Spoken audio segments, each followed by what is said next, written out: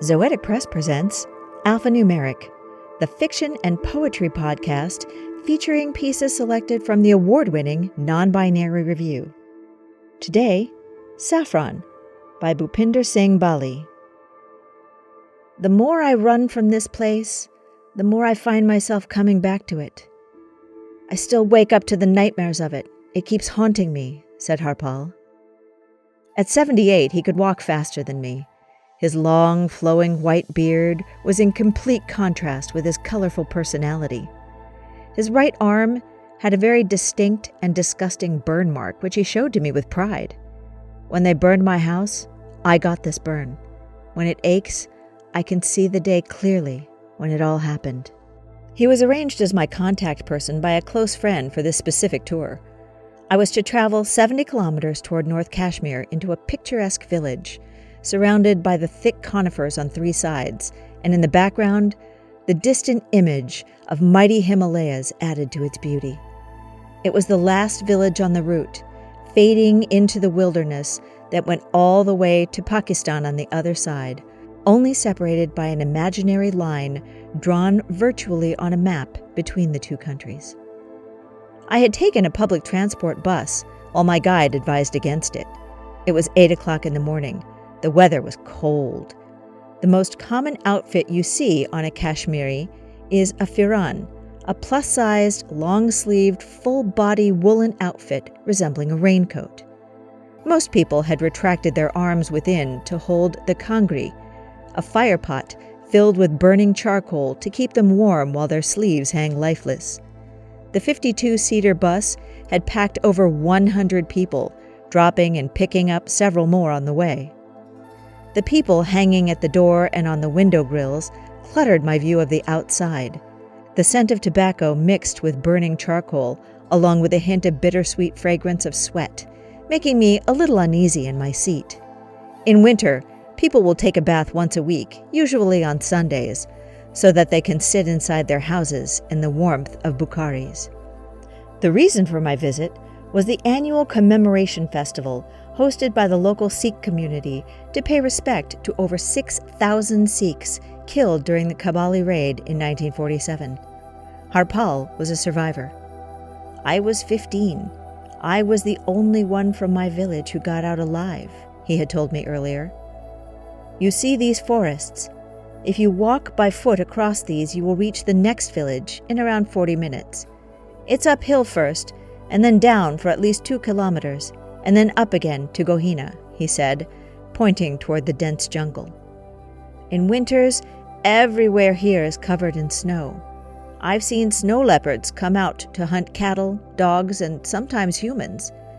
We keep inside post-dark in winters. I could hear faint sounds of kirtan, the Sikh prayers using harmonium and tabla. 1 kilometer down, the cold wind drained me out. Thinning oxygen made me gasp for breath. Harpal, on the other hand, was full of energy. He was born and raised in the mountains. This was easier than his more vigorous morning stroll. The single-story mud and wood houses with sloping tin roofs lined the path to the village center. We headed toward the village center, which hosted a large playground and the Gurudwara, the Sikh place of worship, and our destination for the day. The village spread out from the center like the spider web and merged immediately with the jungle on 2 sides, steppe farming land cleared out by cutting trees on the third, and the entry from where we were coming. Our house used to be here. He pointed to an empty space and stood there contemplating. After it was burned down, we made the new house near the Gurudwara. Many Sikhs, with their colorful turbans, red, blue, violet, black, ornated the pathway while walking to the Gurudwara. Harpal was wearing a saffron turban. I was inside, holding on the kaini, storage space under the tin roof, when it happened. They had killed every single man and raped any woman they could find. He took a long pause, both in his stride and his speech. Some women escaped and jumped into the well to protect themselves.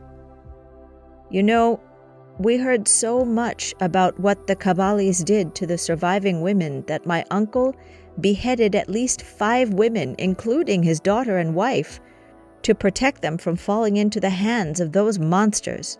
He beheaded them with his own hands. And when he killed the first one, the other 4 came forward, presenting their heads to him, asking him to kill them, requesting him to kill them. An unannounced attack was the modus operandi of the Qawwalis, who killed around 33,000 Sikhs in a 1947 raid to free Kashmir from India and annex it to Pakistan. Village after village fell to their brutalities. Men and women jumped into the wells. Elders beheaded women to protect them. Mothers took their children along to jump into the Jhelum. In Harpal's village, the Qawwalis set on fire the houses after killing everyone. In one of those houses, he was hiding on the roof. We reached the Gurudwara in 10 minutes. I was exhausted, physically from the journey and the walk, mentally and emotionally from Harpal's ordeal. The kirtan soothed my nerves. We sat down, closed our eyes, and listened to it for hours. This has been Saffron by Bupinder Singh Bali, read for you by Lisa Quintana. Our music was Berwick Meditative Ambient Soundscape by Alan Freen, provided by Pixabay.com. Alphanumeric is a production of Zoetic Press, mixed and mastered by Lisa Quintana. Head over to our website, zoeticpress.com, where you can get this piece and all the other poetry, prose, and art in issue 29 in motion. While you're there, check out the rest of our back catalog. You won't be sorry.